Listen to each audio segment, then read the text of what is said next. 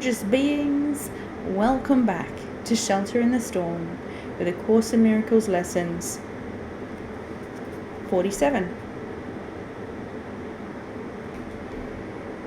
Okay, we're still in Chapter 3 and we are finishing off Part 6 tonight, Judgment and the Authority Problem, and we're beginning probably the first couple of paragraphs of Part 7.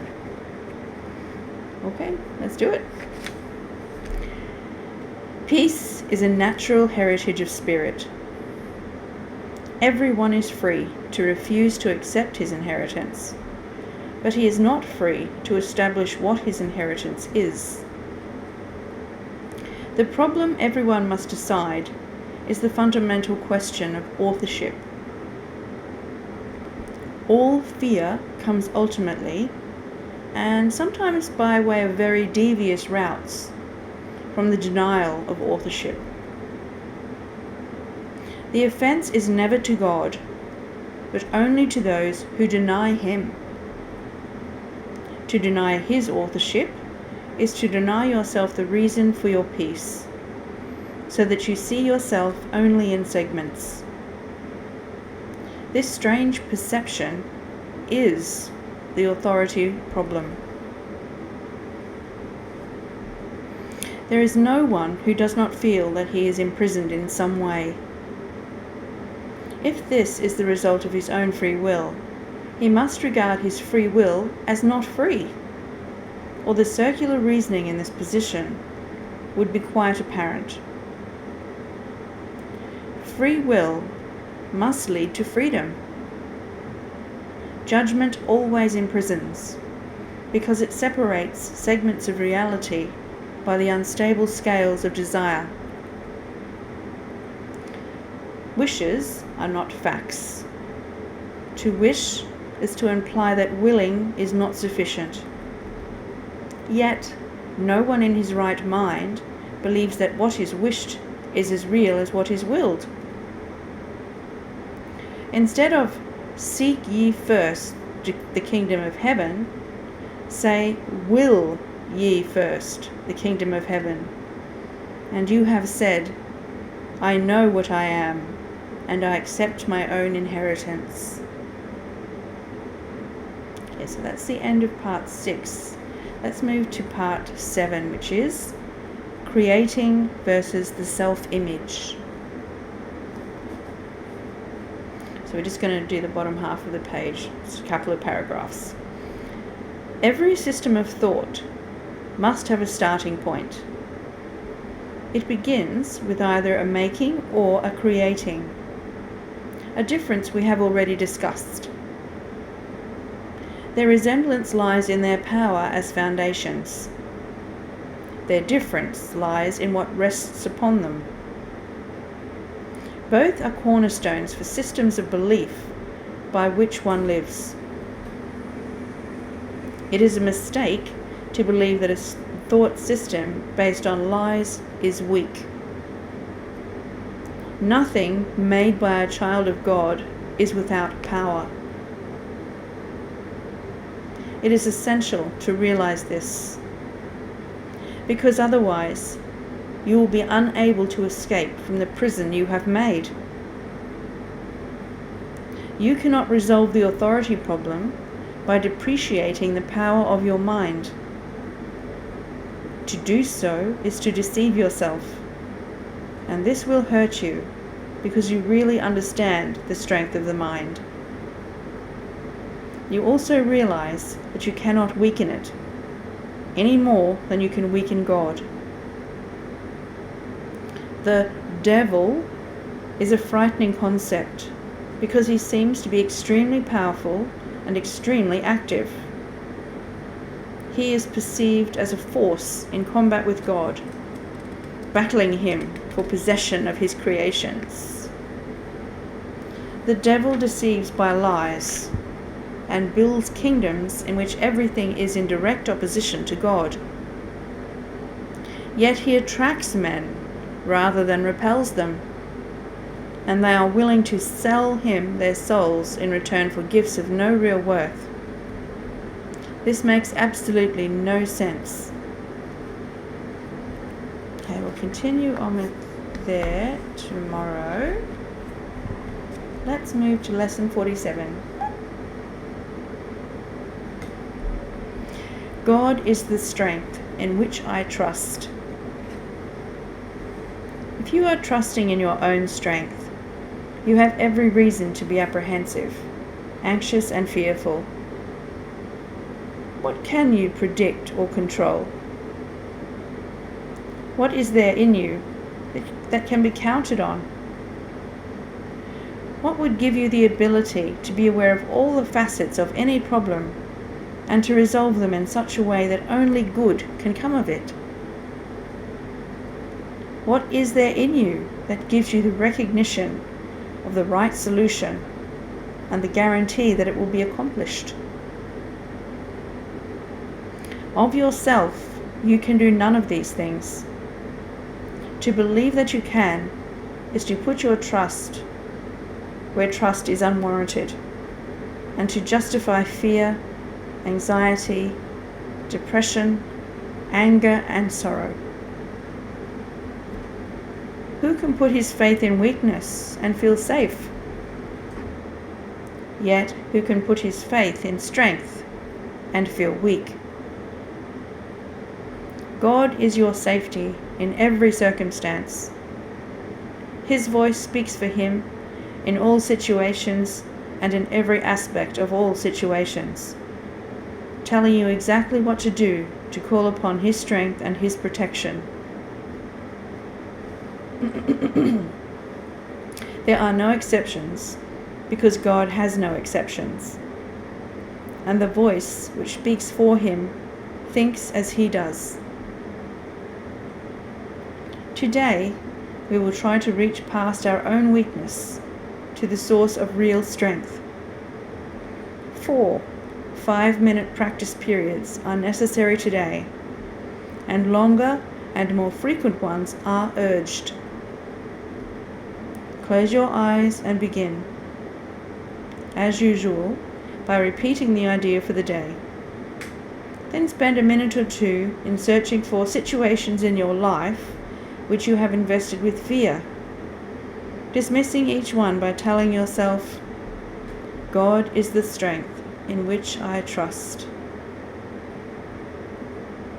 Now try to slip past all concerns related to your own sense of inadequacy. Excuse me. It is obvious that any situation that causes you concern is associated with feelings of inadequacy, for otherwise you would believe that you could deal with the situation successfully. It is not by trusting yourself that you will gain confidence, but the strength of God in you is successful in all things. The recognition of your own frailty is a necessary step in the correction of your errors, but it is hardly a sufficient one in giving you the confidence which you need and to which you are entitled. You must also gain an awareness that confidence in your real strength is fully justified in every respect and in all circumstances. In the latter phase of the practice period, try to reach down into your mind to a place of real safety. You will recognize that you have reached it if you feel a sense of deep peace, however briefly. Let go all the trivial things that churn and bubble on the surface of your mind, and reach down and below them to the kingdom of heaven. There is a place in you where there is perfect peace. There is a place in you where nothing is impossible. There is a place in you where the strength of God abides. During the day, repeat the idea often. Use it as your answer to any disturbance. Remember that peace is your right, because you are giving your trust to the strength of God.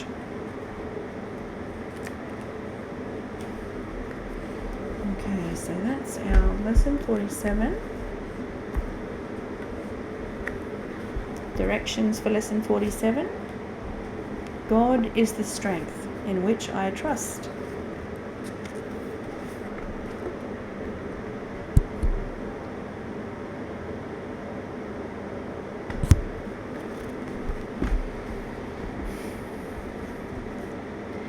You are blessed beings.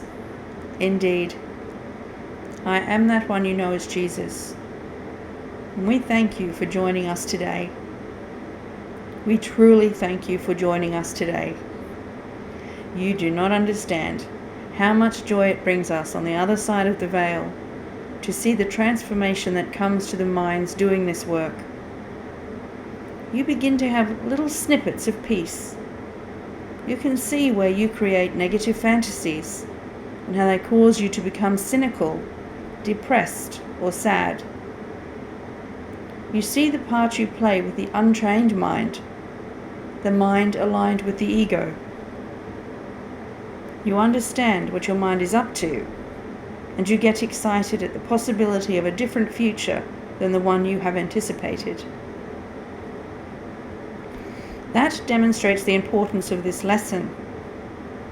When you trust in God, you do not try to micromanage the future. This induces anxiety in the ego mind, where most of you function at this stage of your training. The ego mind is all about the physical body. It maintains the safety of the physical body and indulges its senses to get what it wants. The ego, inextricably intertwined with the physical body, desires the separation that has manufactured your body. The body itself is indifferent. It does not align with any particular thought structure. It aligns with what you decide. Take the global warming issue, which is now front and center in many people's minds. If you try to figure out that problem, you create great anxiety, because the ego mind cannot glean enough information to feel at peace. In fact, the ego is never at peace. It's always at war. So if you hand over your future to God and you say, I am not qualified to make decisions here or predict what the global warming issue will bring about, you stay in the present. If you stay in this moment, the ego can deal with you using your senses to interpret the present moment. You don't predict a fearful future, and you don't regurgitate the past. In the present moment, the ego remains manageable and feels okay.